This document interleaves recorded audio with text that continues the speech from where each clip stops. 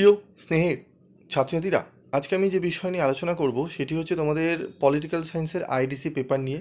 IDC paper political science যাদের রয়েছে তাদের জন্য আজকের এই ক্লাসটি খুবই গুরুত্বপূর্ণ। আজকের এই ক্লাসে আমি আলোচনা করব তোমাদের গুরুত্বপূর্ণ কিছু প্রশ্ন। যেহেতু এই আইডিসি পেপারটি কিন্তু কলেজেই পরীক্ষা মানে কোশ্চেন করে এবং কলেজেই পরীক্ষা নেন, কলেজেই খাতা দেখেন, তো সেক্ষেত্রে কিন্তু একটু বেশি করে প্রশ্ন পড়াটা দরকার। এই একটা তোমাদের অপশান থাকে ভালো নাম্বার পাওয়ার জন্য। আরেকটা থাকে কিছু কিছু কলেজে তোমাদের আইডিসির কিছু সাজেশান কিন্তু পরীক্ষার আগে দিয়ে দেওয়া হয়, দিয়ে দেন, সেখান থেকে প্রশ্ন আসে।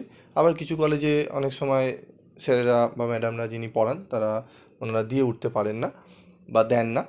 তো সেই ক্ষেত্রে একটু আমাদের সমস্যা হয়। যে কলেজে দিয়ে দেয় সেখানে অনেকটা ইজি হয়ে যায়। ধরো 10টা কোশ্চেন দিয়ে দিল, সেখান থেকে তোমাদের হয়তো 5-6টা প্রশ্ন আসবে। এটা একটা নিশ্চিত থাকা যায় যে এই 10টা প্রশ্ন পড়লেই হয়ে যাবে। যেসব কলেজে দেয় না বা দেওয়া হয় না তাদের ক্ষেত্রে কি সমস্যা, তারা কিভাবে করবে, তো তাদের জন্যই আজকের এই ক্লাসটি। এবং যারা যারা কলেজ থেকে সাজেশান পেয়েছে তাদের জন্যও ক্লাসটি। তো তোমরা একটু কমেন্ট করে জানাবে তোমাদের কলেজে তোমাদের এই আইডিসি পেপারে সাজেশান আগে থেকে দিয়েছে কি না, ঠিক আছে? আর কাদের পরীক্ষা হয়ে গেছে তারাও একটু আমাকে জানিও, ঠিক আছে? যাদের পরীক্ষা হয়ে গেছে শুধু লিখবে স্যার আমাদের এক্সাম হয়ে গেছে, আর যাদের হয়নি, ঠিক আছে, তারা সাজেশান পেয়েছো কি না সেটা জানাবে। জাস্ট লিখবে আমরা কলেজ থেকে কিছু সাজেশান পেয়েছি। তো চলো আমাদের কোশ্চেন প্যাটার্ন দেখে নিই। আমাদের 5 মার্কসের দুটো প্রশ্ন লিখতে হয় এবং 20 নম্বরের দুটো প্রশ্ন, ঠিক আছে? এটা একটু চেঞ্জেস হয় অনেক সময়, ঠিক আছে? তো বেসিক্যালি এই প্যাটার্নেই পরীক্ষা নেওয়া হয়। তো 5 নম্বরের প্রশ্ন কোনগুলো পড়বো ভালো করে। প্রশাসন বলতে কী বোঝো? সুশাসনের ধারণা সম্পর্কে সংক্ষেপে টিকা লেখো। সুশাসনের দুটি বৈশিষ্ট্য উল্লেখ করো। ডিজিটাল প্রশাসন বা ই প্রশাসন বা ই শাসন সম্পর্কে টিকা লেখো।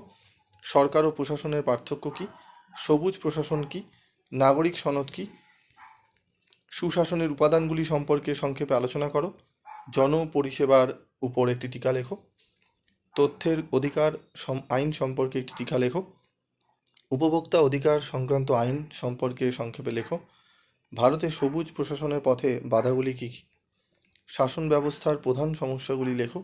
সুশাসন ও উন্নয়নের সম্পর্কটি ব্যাখ্যা করো। উন্নয়নের সাথে গণতন্ত্রের সম্পর্ক লেখো। এই 15টি যে 5 নম্বরের প্রশ্ন দেখছো, এত সুন্দরভাবে আমরা গুছিয়ে নোটস বানিয়ে দিয়েছি, যেগুলো পড়লে তোমাদের হার্ডলি একদিনেই তোমরা এই 15টা প্রশ্ন কমপ্লিট করে নিতে পারবে, এত সুন্দরভাবে লেখা, ঠিক আছে? তো তোমরা যারা স্টাডি মেটেরিয়াল সংগ্রহ করতে চাও তোমরা কিন্তু সংগ্রহ করতে পারো, ঠিক আছে? আরও প্রশ্ন রয়েছে। সুস্থায়ী উন্নয়ন কী? নাগরিক বা সুশীল সমাজ কী? টোটাল 17টি প্রশ্ন এখানে রাখা হয়েছে। যেহেতু বিভিন্ন কলেজে বিভিন্ন কোশ্চেন তো করেন, তাই জন্য একটু বেশি প্রশ্ন রাখা হয়েছে।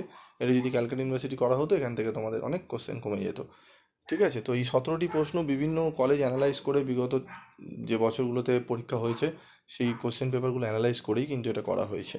এই প্রশ্নগুলি ঘুরিয়ে ফিরিয়ে দেন কলেজের ম্যাডাম এবং প্রফেসররা। তো এবার আমাদের 15 নম্বরের প্রশ্নগুলো দেখে নেবো। চলো 15 নম্বরের প্রশ্ন কী রয়েছে। 15 বা 10 নম্বরের হিসাবে আসে, ঠিক আছে? 10 করে প্লাস করে দেয় বা 15+5 করেও দেয়। তো ই গভর্নেন্সের অর্থ বলো বা লেখো, এর গুরুত্ব ও বৈশিষ্ট্য ব্যাখ্যা করো।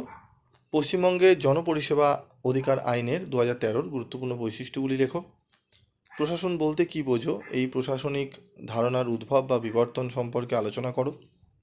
বাজার বলতে কী বোঝো? বাজারের বৈশিষ্ট্য ও প্রকারভেদ আলোচনা করো। রাষ্ট্র ও বাজারের মধ্যে সম্পর্ক আলোচনা করো।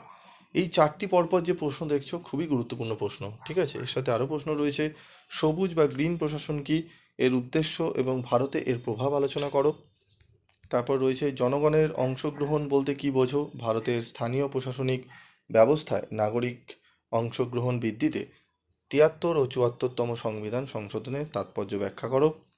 ডিজিটাল ইন্ডিয়া বলতে কী বোঝো? ডিজিটাল ইন্ডিয়া প্রকল্পের মাধ্যমে প্রাপ্য সুবিধা অসুবিধাগুলি সম্পর্কে আলোচনা করো, ঠিক আছে? টোটাল এখানে 7টা প্রশ্ন রাখা হয়েছে। এই 7টি প্রশ্ন করে নিলে আশা করি এখান থেকে প্রশ্ন তোমরা কিন্তু কমন পেয়ে যেতে পারো, ঠিক আছে?